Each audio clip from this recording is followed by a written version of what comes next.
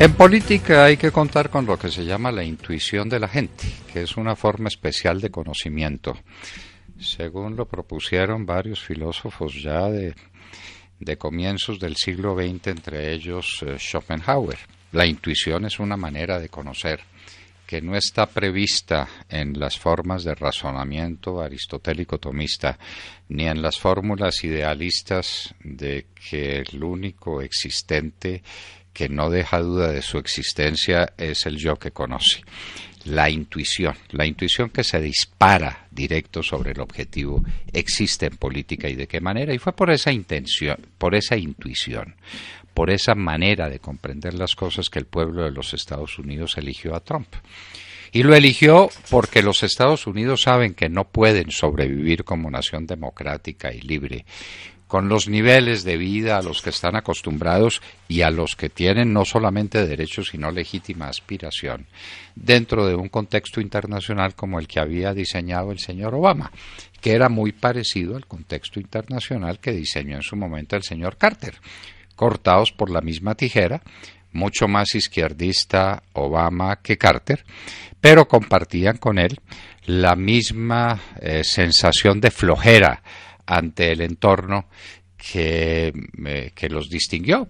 Carter le entregó medio mundo al comunismo internacional, le entregó toda África, le entregó el sudeste asiático, porque él prefería conversar y echar discursos y hablar de cosas sin sentido, muy de estilo bizantino, de la época bizantina de la decadencia, dedicado pues a las tonterías de los discursos y no a las realidades, a las cosas, como reclamaba Ortega y Gasset a los españoles antes de la Guerra Civil Española. Pues bien, Obama se dedicó a lo mismo. Los Estados Unidos desaparecieron como primera potencia mundial, y no porque no tuviera armas con que sostener esa posición, sino porque era un convidado de piedra que asistía a que le tiraran eso, a que le tiraran piedra desde todas partes y a salir en retroceso frente a todos los que querían mostrarle los dientes. Obama terminó por entregar el África, una tarea que había empezado Carter con mucha eficiencia. Le entregó al islamismo lo que el islamismo quiso recobrar, nos puso a dos dedos de un terrorismo internacional triunfante, hizo las paces con Irán mientras peleaba con Israel, es decir, las cosas al revés, con tal de no disgustar, de no confrontarse, y también dentro del propósito clarísimo de servirle a sus ideales izquierdistas. El pueblo norteamericano dijo que no quería esa política, que no gustaba de ella. Ese no era un problema de confrontación entre dos personas de muy discutibles calidades las dos, la señora Hillary y el señor Trump, sino era una estructura, era una concepción de la vida de los Estados Unidos lo que estaba de por medio. Y por eso triunfó Trump. Y Trump está haciendo lo que se esperaba que Trump iba a hacer, que era volver a poner a los Estados Unidos en el corazón de la historia, que iba a recordarle al mundo que los Estados Unidos tenían una misión, que era la defensa de la democracia, de la libertad y de los principios titulares que vienen de la mano de la democracia dentro de ese ambiente general de valores que la libertad supone. Así pues que las cosas tenían que pasar. Trump había advertido que no le toleraría a Bashar al-Assad, el protegido de Rusia, que estaba haciendo lo que le daba la gana con el mundo. Rusia se había convertido en la gran potencia universal, desaparecida que fuera los Estados Unidos. Los vacíos en política se llenan y en política internacional también. Así que las advertencias de Trump no fueron atendidas. No sabemos si como una fórmula de desafío o como una fórmula de decirnos usted no nos importa, hacemos lo que nos da la gana, seguimos con el terrorismo internacional. ¿Quiénes lo dijeron? El gobierno sirio de Bashar al-Assad y su alcahueta de cabecera y su socio, no eventual sino estructural, que son los rusos, el señor Vladimir Putin. Así pues que le vamos a demostrar que hacemos lo que nos da la gana y no pasa nada. Y lo que nos da la gana fue seguir luchando con bombas químicas absolutamente prohibidas en el derecho internacional humanitario para demostrarle al mundo quién manda y quién se impone en ese conmocionado, atribulado, dolorido rincón de la tierra. Pues Trump no se demoró. Una vez que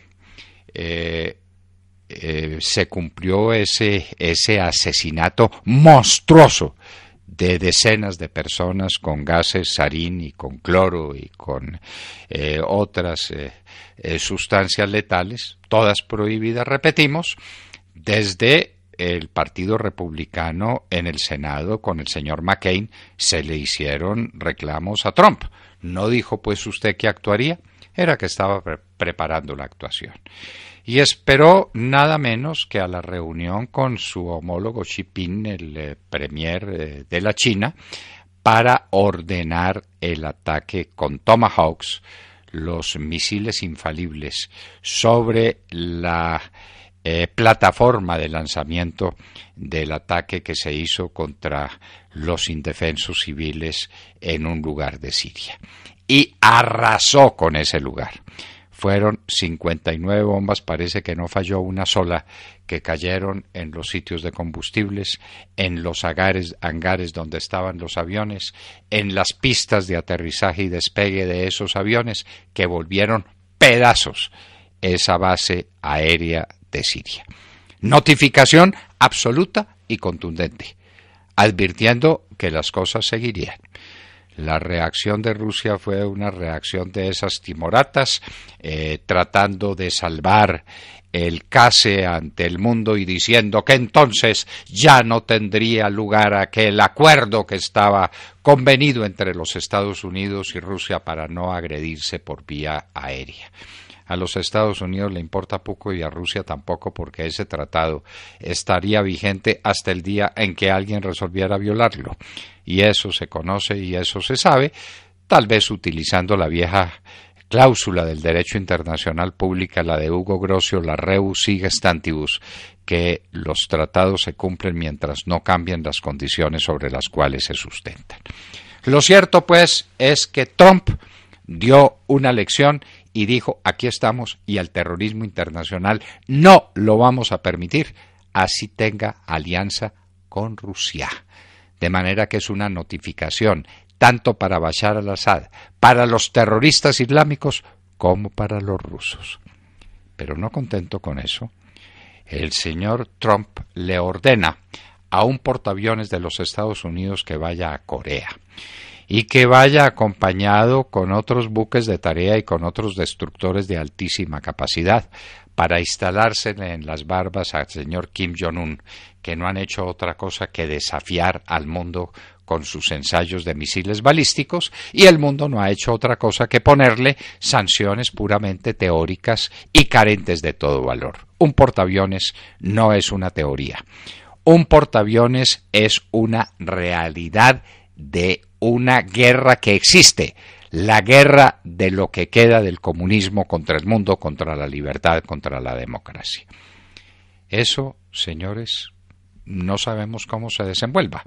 No sabemos si ese locato de Kim Jong-un se exponga a un ataque aéreo masivo de los Estados Unidos que lo borraría de la faz de la tierra. Sobre eso no cabe duda ninguna.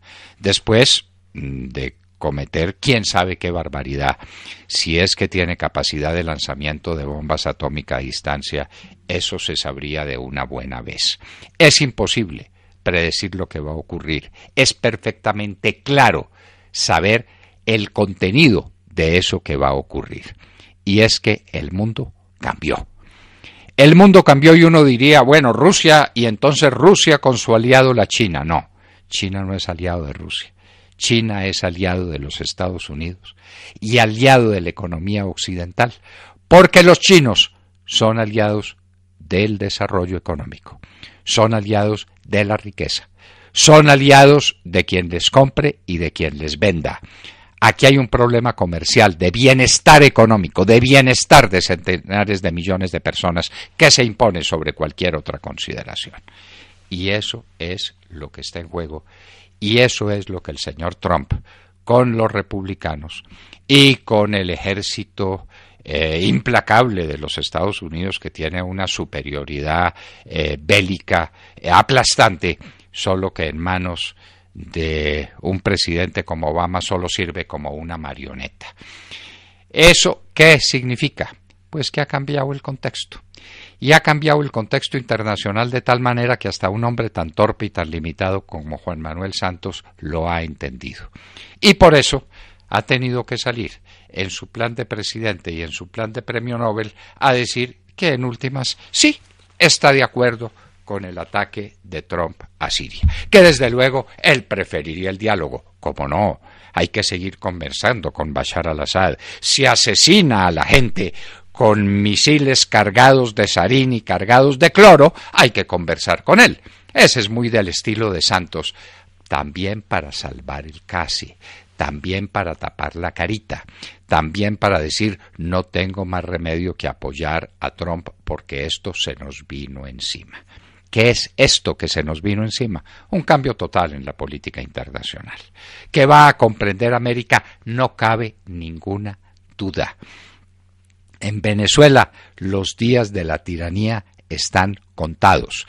Trump no va a tolerar que Maduro asesine al pueblo venezolano, mejor dicho, que lo siga asesinando. Porque el genocidio que está cometiendo ese salvaje en nombre del comunismo, en nombre del chavismo, es un genocidio evidente. Ese genocidio va a terminar. ¿Qué hará Trump para impedir que se siga matando al pueblo venezolano? Que se siga burlando de la democracia, de la libertad y de los derechos humanos de los venezolanos, no sabemos exactamente. Pero que algo va a pasar y muy pronto. Como va a pasar también con el régimen de Raúl Castro. O Raúl Castro le apura de verdad con sus modificaciones en el sentido de autorizar una democracia, de permitir partidos políticos, de permitir medios de prensa, de convocar a elecciones libres, o algo muy serio le va a suceder también. No quepa de ello ninguna duda. Y el narcotráfico, tal como está concebido hoy, tiene sus días contados.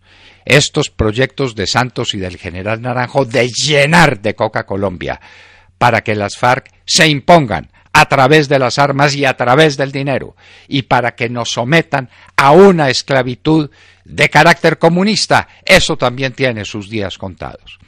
Es posible que los costos sean altos. Es posible que nos esperen horas muy amargas, días muy difíciles. Pero el pueblo colombiano se tiene que unir. Este pueblo que nunca quiso una dictadura, que nunca la toleró, va a tener una oportunidad histórica de confirmarse en ese planteamiento. Colombia no quiere tiranos y no es tierra para los tiranos y no va a aceptar tiranos comunistas y tiranos narcotraficantes como lo quieren Santos y sobre todo ahora su vicepresidente, el general Coca Naranjo. Eso no se va a permitir, eso no se va a tolerar. El famoso acuerdo final, que es el fin de las libertades en Colombia, que es el fin de una democracia representativa como la que Colombia se quiso dar desde 1886, eso no va a funcionar. Y cambiaron en nuestro favor definitivamente las circunstancias internacionales. El que no quiera entenderlo es porque no quiere entender nada y lo va a pagar muy caro.